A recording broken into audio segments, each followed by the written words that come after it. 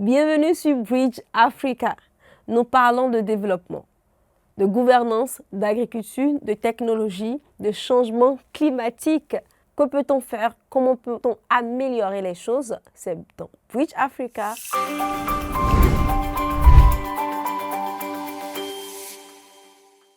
Dans le contexte africain aujourd'hui, comment tu perçois l'entrepreneuriat?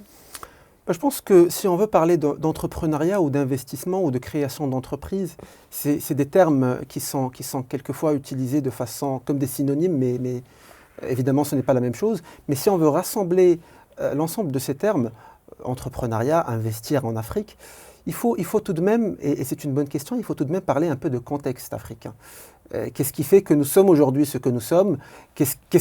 Où est-ce qu'on doit entreprendre? Qu'est-ce qu'il faut faire pour un meilleur futur pour l'Afrique? Parce que, comme tu viens de le dire, entreprendre, il faut avoir un besoin et il faut avoir une raison pour entreprendre. On n'entreprend pas pour entreprendre, on entreprend pour réaliser des objectifs. Et donc, je pense qu'il faut, avant de parler d'objectifs communs qu'on doit avoir en Afrique pour faire dans l'entrepreneuriat, il faut quand même avoir une certaine vision d'ensemble du contexte, avoir, comme on dit en anglais, the big picture, avoir une vision d'ensemble.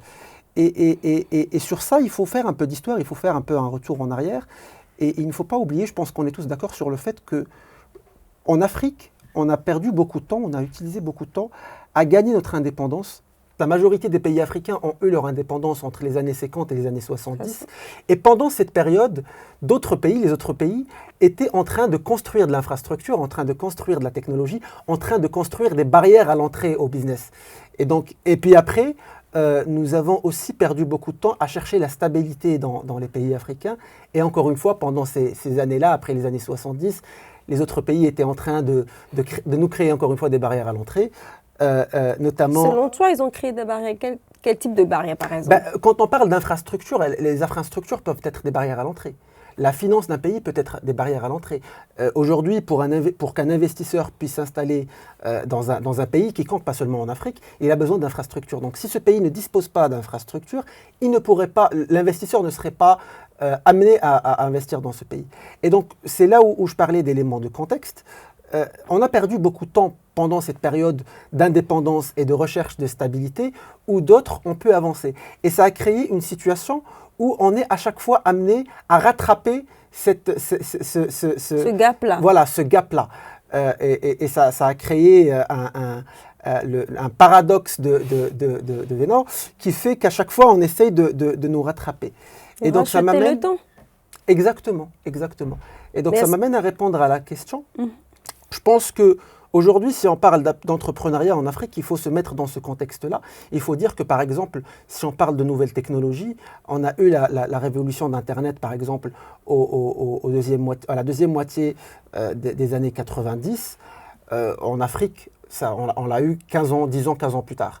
Après, le 2.0 avec les smartphones, avec les réseaux sociaux, et puis on l'a eu 15 ans plus tard. Et donc là, on est toujours dans de l'entrepreneuriat, par exemple, sur la création d'applications, sur la création de choses qui sont en relation avec cette révolution 2.0 qui est arrivée il y a 10-20 ans de cela, alors que les autres pays sont déjà dans l'intelligence artificielle, dans l'automatisation. Donc peut-être qu'aujourd'hui, on doit, comme on le dit en anglais, fast forward, on doit revoir notre façon d'entreprendre pour aller dans des domaines qui ne sont pas ceux d'hier, mais qui sont ceux du futur, de l'intelligence artificielle, de l'automatisation. Et c'est aussi une question de sécurité des données pour les pays, c'est une question de souveraineté pour justement ne plus dépendre d'autres pays, au moins technologiquement. Alors, tu parles et ça me fait penser à une question. Lorsqu'on parle d'entrepreneuriat, est-ce qu'il faut simplement voir le côté tech ou il ne faut pas voir également les besoins élémentaires? On parle aujourd'hui de l'agriculture. Il y a bien de besoins que les gens ont. On parle du côté textile. Il y a bien de besoins que les gens ont. Est-ce qu'on va parler de l'entrepreneuriat en se fixant uniquement sur,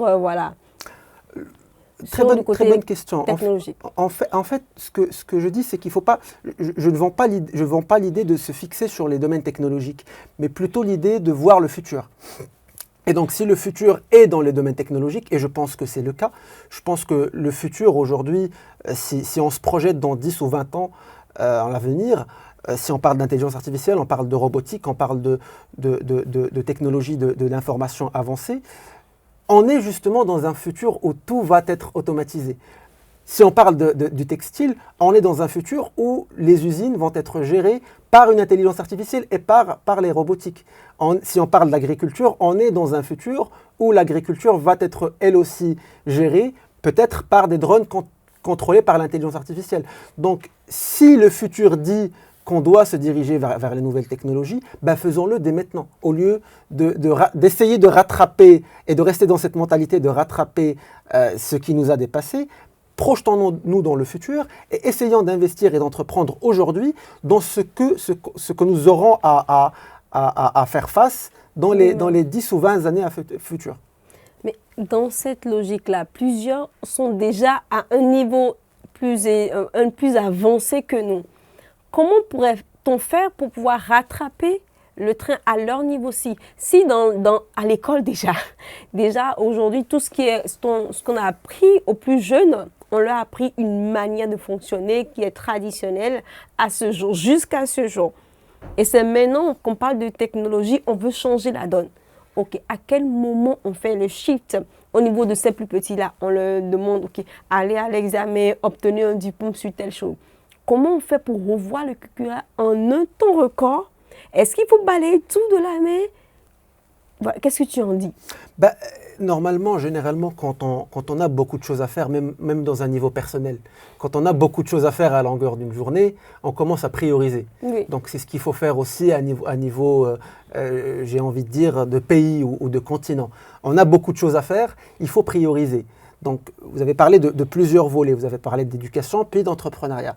Et donc, sur l'éducation, il faut prioriser certaines choses. Aujourd'hui, il faut changer pas mal de choses. On est en train de parler d'intelligence artificielle et aujourd'hui, au niveau des universités, on se pose la question, par exemple, est-ce qu'on doit interdire aux étudiants d'utiliser l'intelligence artificielle ou est-ce qu'on doit les encourager à l'utiliser? Tout ça, c'est des questions qu'on doit se poser aujourd'hui. On doit prioriser. On doit avoir une vision, on doit prioriser certaines tâches au niveau de l'éducation. Puis, au niveau qui nous intéresse, qui est celui de l'entrepreneuriat, vous avez raison. Il y a des choses que nous ne pouvons pas faire aujourd'hui. Justement, comme on le disait tout à l'heure, parce qu'il y a des barrières à l'entrée, qui sont surtout liées au financement et liées à la technologie. Aujourd'hui, on ne peut pas avoir une entreprise, il est difficile d'avoir dans 1 an, 2 ans ou 3 ans, une entreprise qui va concurrencer OpenAI par exemple. Des entreprises qui sont déjà sur place depuis 10, 20, 30 ans trouvent de la difficulté à rentrer en concurrence avec OpenAI parce qu'OpenAI a des barrières à l'entrée qui sont justement celles de la technologie, celles de la data géante dont elle dispose, financière pas trop. Donc au niveau de l'entrepreneuriat, si on veut faire ce shift, comme tu viens de le dire, il faut justement prioriser. Et donc moi, si on me demande à ce niveau technologique de prioriser, je pense que les priorités seront surtout celles de la souveraineté. On parle aujourd'hui de l'information. Voilà, on parle aujourd'hui de l'information. Et on est en train de dire qu'on va devenir dépendant demain à ces technologies, par exemple celle de l'intelligence artificielle ou de la robotique ou de l'automatisation d'autres pays. Il faut aujourd'hui déjà parler de tout ce qui est en relation avec la sécurité de l'information des pays. Des sécurités de vos informations, de mes informations, des informations de l'ensemble des Africains. Il faut par exemple, et ça peut être une des priorisations, je pense qu'ici à l'UM6P, on est protection des données à caractère personnel. Avant même de parler de protection, ces données doivent être relogées chez nous. Et donc ça, c'est quelque chose qu'on peut faire. On ne va pas tout de suite se lancer sur des entreprises qui vont concurrencer des géants de la place, mais on peut déjà prioriser certaines actions comme celle-ci. Donc on peut se lancer dans de l'entrepreneuriat qui n'est pas forcément budgévore, mais qui peut nous aider à résoudre certaines problématiques comme celle-ci. Problématiques de souveraineté sur tout ce qui est données, de souveraineté sur la sécurité. Qui sait, peut-être que demain, on aurait besoin d'intelligence artificielle dans des domaines comme le domaine militaire. Et donc là, est-ce qu'on peut se permettre d'utiliser des technologies ou des applications qui ont été créées ailleurs? Donc il faut mettre des priorités sur lesquelles on doit par la suite investir et on doit se lancer en entrepreneuriat. Aujourd'hui, on est en train de voir dans des pays pas très loin des startups qui ont commencé avec rien et qui commencent déjà à produire des choses très intéressantes et très importantes. Mais ce que j'essaie de dire, c'est que si on est en train d'essayer de vivre dans un monde où l'intelligence artificielle fait tout pour nous, à ce moment-là, la question va être qu'est-ce qu'on va faire, nous, en tant qu'humains? Et puis, cette valeur ajoutée qui va être générée par l'intelligence artificielle, quel est le modèle économique et le modèle social qui va être utilisé pour la partager? Qu'est-ce que tu en penses? Je pense que ce que j'en pense, on va l'approfondir dans une nouvelle série, dans la prochaine intervention que nous aurons à faire. Donc, je remercie tous ceux qui nous ont écoutés déjà et on va l'approfondir prochainement. Je te le propose. Bien sûr.